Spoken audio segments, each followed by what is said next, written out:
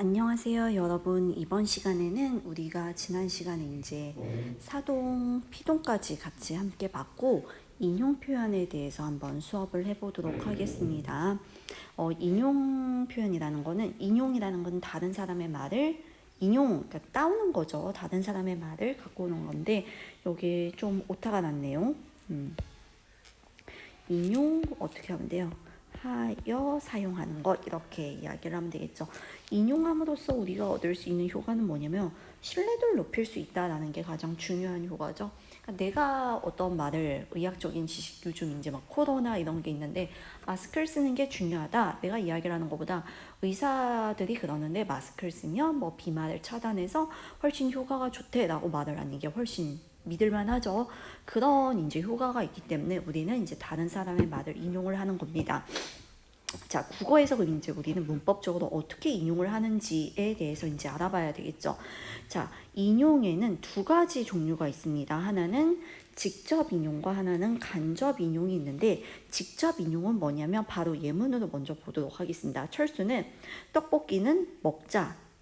떡볶이, 이것도 르르 하는 게 더 적절하겠네요. 미안합니다. 자, 떡볶이를 먹자라고 말했다. 얘다. 직접 인용은 뭐예요? 어떤 사람이 한 말을 그대로 갖고 오는 겁니다. 어떻게? 따옴표 안에 묶어서 그대로 갖고 오는 걸 우리는 직접 인용이라고 이야기를 하죠. 직접 인용을 할 때는 우리는 어떤 표지를 사용하냐면 라고를 사용하죠. 그리고 여러분들 여기서 이제 주의해서 봐야 될 게, 이 라고는 바로 뭐냐면 조사입니다. 조사. 인용 조사라고 이야기를 하죠. 그래서 큰 따옴표를 이야기를 하고 라고라는 조사를 붙여서 이제 사용을 한다라는 거죠. 교과서에 나와 있는 얘기긴 한데 경우에 따라서는 라고 대신에 뭘 사용하기도 한다? 하고라는 말을 사용하기도 한다라는 겁니다. 그래서 인용 조사 없이 그냥 하다라는 표현을 써서, 그래서 보초는 손들어라는 거는 보초가 한 말 그대로 따오는 거죠. 그래서 그렇게 하고 크게 외쳤다라고 이야기를 하고, 그 다음에 이제 간접 인용을 가보게 되면, 간접 인용은 뭘 이야기하냐면 그냥 다른 사람이 한 말을 적절하게 요약해서 이제 나의 입장에서 이렇게 이야기를 하는 걸 이야기하죠. 그래서 영희는 떡볶이를 먹자고 말했다, 이렇게 보게 되면 여기서 간접 인용은 따옴표 있어요, 없어요? 따옴표 없죠. 그렇죠? 따옴표 없고 대신에 뭘 붙이냐면 그냥 조사 고, 이걸 붙입니다. 그래서 여러분들이 간접 인용과 직접 인용, 따옴표의 유무와 그 다음에 직접 인용은 조사 라고를 쓰고 간접 인용에서는 조사 고를 쓴다, 이렇게 알아두면 되겠죠. 그래서 볼 내용은 간단하고, 그러면 우리가 이제 교과서의 내용을 한번 보도록 하겠습니다. 자, 교과서 몇 페이지예요? 341페이지죠. 가보게 되면 인용 표현 한번 봅시다. 다른 사람의 말이나 글을 옮겨 사용하는 것을 인용이라고 하는데, 인용에 뭐 하고 있어요? 지금 개념 정의 내려주고 있죠. 인용 표현을 사용하며 말과 글의 신뢰도를 높이거나 내용을 충실히 하는데 도움이 된다. 선생님이 이야기했습니다. 그래서 두 가지 종류 뭐 있어요? 인용 표현에는 다른 사람의 말이나 글을 그대로 옮기는 직접 인용과 그 다음에 자신의 언어로 바꿔 표현하는 간접 인용이 있다라는 거죠. 자, 밑에 예문 나와 있는데 봅시다. 민주는 자, 수민아 산책하자 라고 말했다. 얘다. 따옴표가 있고 그 다음에 라고가 쓰이고 있어. 그럼 이거는 뭐예요? 얘는 직접 인용, 이렇게 이야기를 할 수 있겠죠. 그 다음에 자, 민주는 수민이에게 산책하자고 말했다. 얘다. 따옴표 있어요, 없어요? 없지. 그리고 고만 쓰이고 있으니까 이때 얘는 뭐라고 이야기한다? 간접 인용, 이렇게 이야기할 수 있다라는 거죠.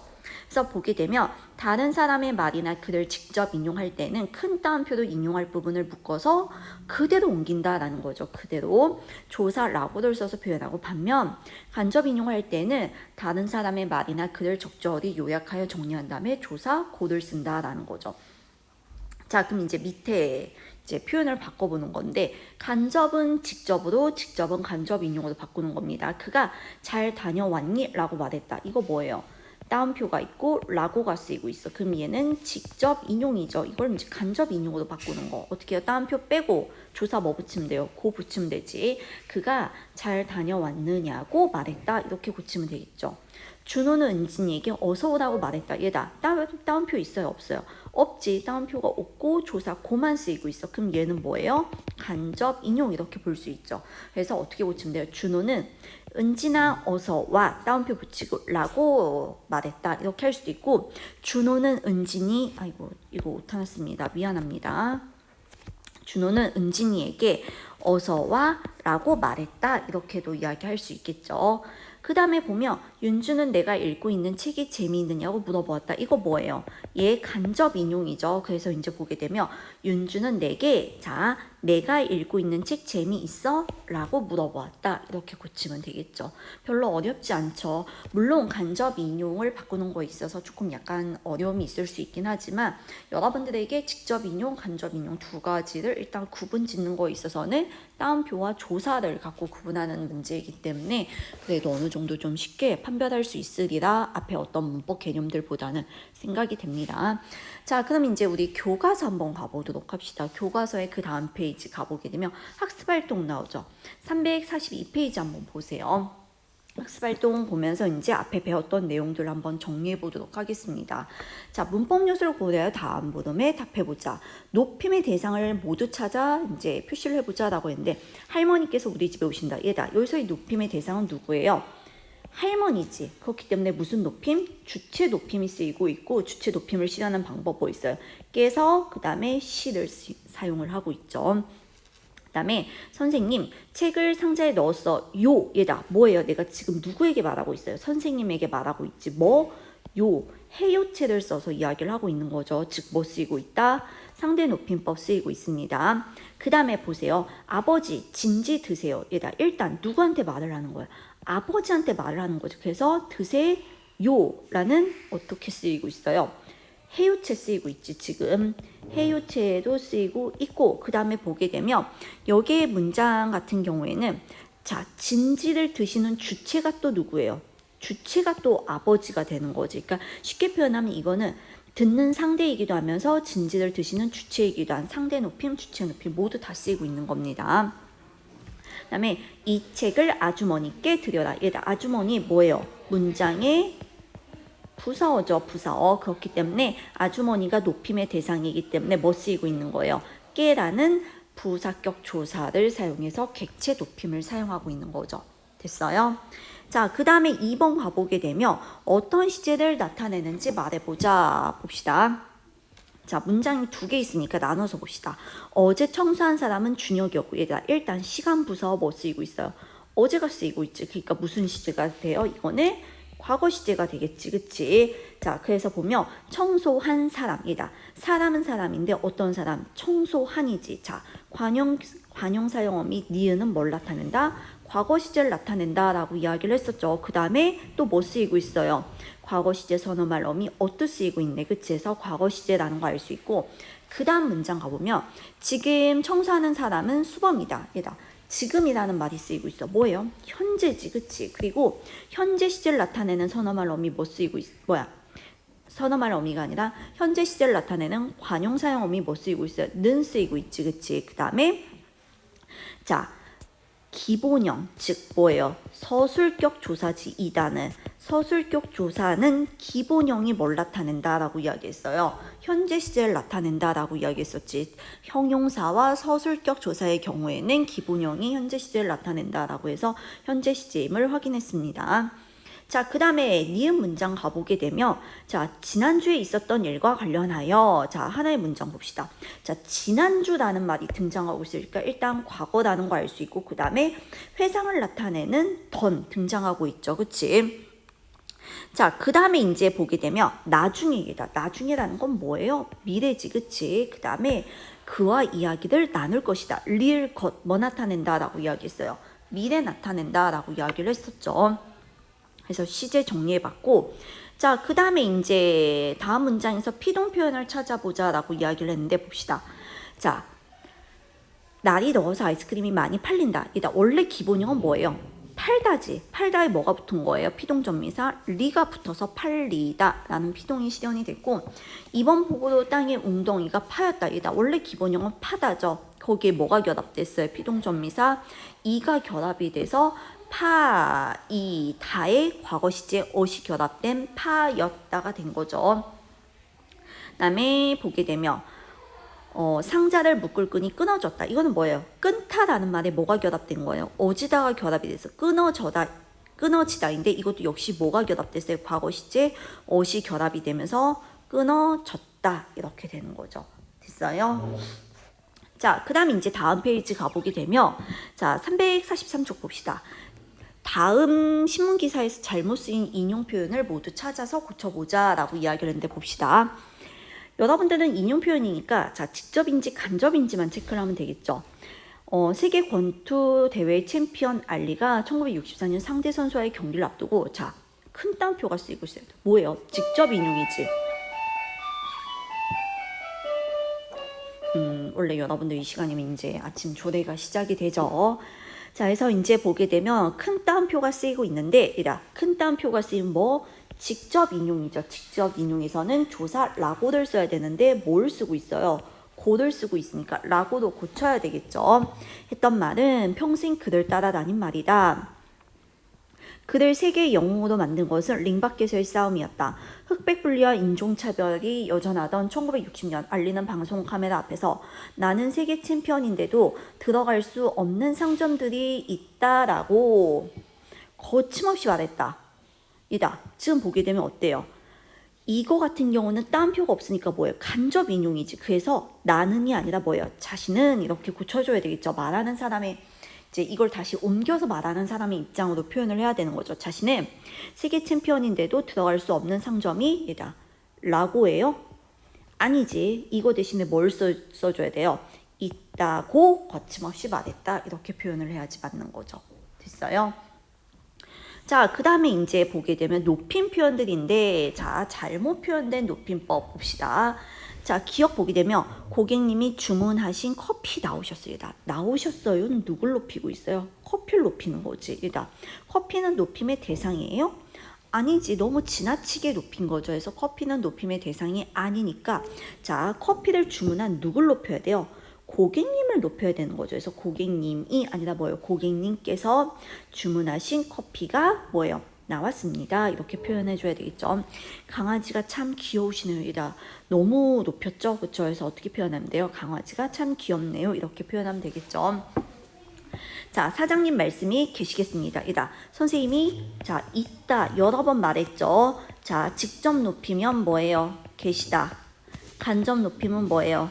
있으시다 라고 이야기했죠. 자, 말씀은 뭐예요?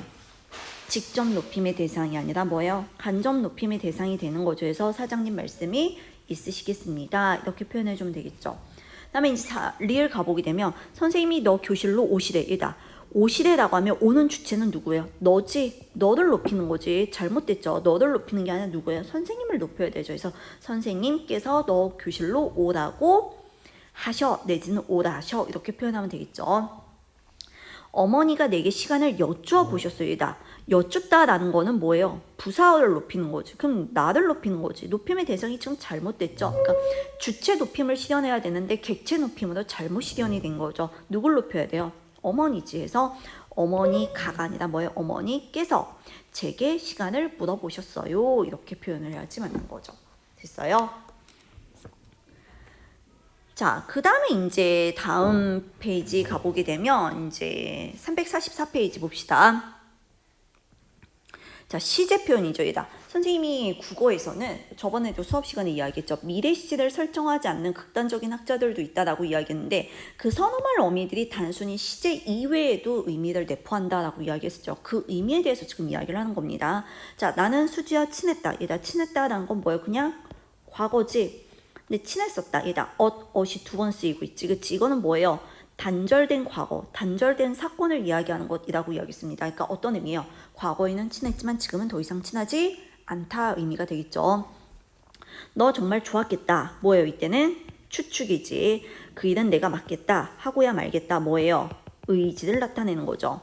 자, 그 다음에 보면 지난달에 둘째 동생이 태어났다. 이거는 뭐예요? 단순 과거지. 근데 뭐예요? 이렇게 비가 안 오니 올해 농사는 다 지었다. 올해 농사는 다 지었다. 이거는 뭐예요? 일종의 미래지. 앞으로 일어날 일인데 뭐예요? 엇이라는 과거 시제를 썼어. 이때는 과거를 나타내는 게 아니라 뭘 나타낸다? 명백한 사실을 나타낸다는 거죠. 그러니까 쉽게 표현하면 뭐예요? 올해 농사 그냥 아유 힘들겠네. 이 의미가 되겠죠. 자, 그 다음에 이제 보게 되면 잘못된 피동 표현이 나오고 있는데, 자, 이중피동 선생님 설명했죠. 이중피동 중요합니다. 수능 모의고사에 굉장히 많이 출제가 되는 요소 중에 하나죠. 무슨 말이에요? 피동을 나타내는 요소가 몇 가지 등장하는 거? 두 가지 등장하는 걸 이중피동이라고 이야기하는데, 이거 국어에서 인정한다 안 한다? 안 한다라고 이야기했죠. 즉 뭘로 처리한다? 비문법적인 문장으로 처리를 하기 때문에 잘못된 문장으로 처리한다라고 이야기했습니다. 자, 그래서 이제 보게 되면, 자, 여러분 여기가 덕수궁입니다. 덕수궁은 많은 사람에 의해, 무엇에 의해, 국어에서는 이런 표현 안 쓰죠. 사람들이 이런 말을 훨씬 많이 쓰죠. 조선의 궁궐 가운데 가장 아름다운 궁이라고 생각되어지는 곳입니다. 생각되어지는, 잘못되었죠. 이중피동입니다. 선생님 옆에 써놨죠. 자, 피동을 나타내는 말 뭐 있어요? 되다라는 말과 어지다. 두 가지 있지. 그치? 그래서 뭘로 고친대요? 생각하는 곳입니다. 이렇게 고치면 되겠죠. 여러분들 그렇게 믿겨지시나요? 얘다. 믿겨지시나요? 어때요? 믿다라는 말이 기본형이죠. 거기에 기, 피동전미사 기, 그 다음에 어지다. 두 개 결합이 됐죠. 어떻게 해요? 생략해야 되겠죠. 믿으시나요? 이렇게 하면 되겠죠. 지금 보시는 것이 덕홍전인데 가운데 열려진 문으로 얘들아 열려진 봅시다. 자, 피동전미사 뭐 있어요? 리도 있고 어지 두 가지가 있지. 둘 중에 하나 빼야 되겠지. 해서 뭐 빼겠대요? 어지를 빼겠대. 그럼 뭐예요? 열린 이렇게 하면 되겠다라는 거죠. 문으로 안을 한번 들여다보세요. 예전에 적견실이었던 이곳에는 많은 사람들이 드나들었을 것으로 보여집니다. 틀렸죠? 어떻게 돼요? 형태소 분석하면 보다에 이도 결합이 되고 어지도 결합이 된 거죠. 둘 중에 하나 빼면 되죠. 어지 빼면 되겠네. 그래서 보입니다. 이렇게 고치면 되겠죠. 됐어요? 자, 그래서 이런 잘못된 표현을 많이 쓰는 까닭이다. 무엇에 의해? 영어에 뭐예요? by지. 영어식 번역 두 표현이고, 그 다음에 이제 두 번째 보게 되면 이중피동을 일상적으로 많이 사용한다라는 이제 그런 이유가 있고, 그 다음에 어떤 남에게 자신을 낮추어서 공손하게 표현하는 우리의 관습, 그 다음에 자신의 의견을 좀 이제 명확하게 주장하는 걸 우린 좀 약간 꺼리죠, 사람들이. 그런 것들도 이제 있고, 그 다음에 어떤 책임을 외부에 전가하려는 이제 그런 심리적인 요인, 이런 것들이 있다라는 겁니다. 됐어요? 그 다음에 이제 마지막 학습활동, 마지막이 아니네요.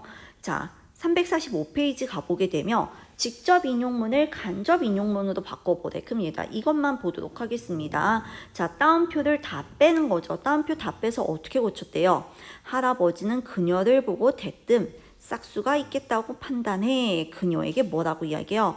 몇 살이 되었냐고 나이부터 물었다. 이렇게 바꾸는 거지. 그치? 그래서 이제 따옴표 답변 거면 지 어미가 그러는디 장녀가장은 겨우 6살이었대요. 이렇게 이야기하지. 그래서 이걸 뭐라고 이야기해요? 그녀는 할아버지에게 그녀의 엄마가 작년까지 6살이라고 알려주었지만, 이런 식으로 이제 바꾸는 거죠. 나머지는 여러분들 여기에 예문들이 있으니까 한번 읽어보면 되는데, 이렇게 바꿈으로써의 어떤 표현 효과가 어떻게 달라져요? 보게 되면.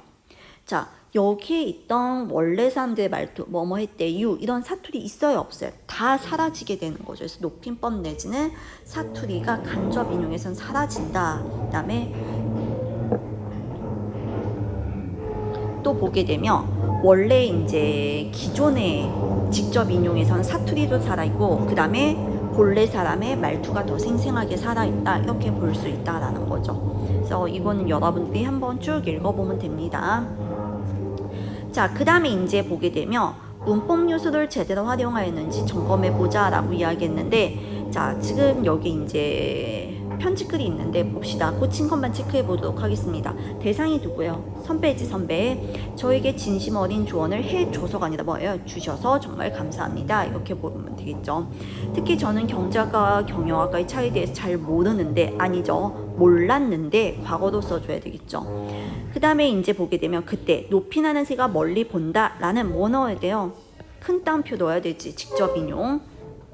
그 다음에 보게 되면 와 닿았습니다. 잊혀지지 않게이다. 잊혀지지, 이거 뭐예요? 이중피동이지. 이중피동 인정 안 하죠. 해서 잊히지 않게 이렇게 고쳐야 되겠죠. 그 다음에 선배님이 해주신 말처럼, 아니죠, 말씀이라는 이제 특수 어휘를 통해서 높여야 되겠죠. 됐어요? 그래서 이렇게 보면 될 것 같고, 얘다 여기 요 표현만 왜 이중피동인지 한번 볼까요? 자, 있다라는 말에 뭐예요? he 결합되고 어지 결합된 거지, 그치? 그래서 이게 축약이 되면서 잊혀지지 이렇게 되는 거죠. 그래서 피동 표현 두 가지가 있는 겁니다. 알겠어요? 그래서 여기서 어지를 생략해서 잊히지 않게 이렇게 고치겠다라는 거죠. 됐어요? 그래서 이번 시간에는 여기까지 보도록 하겠습니다.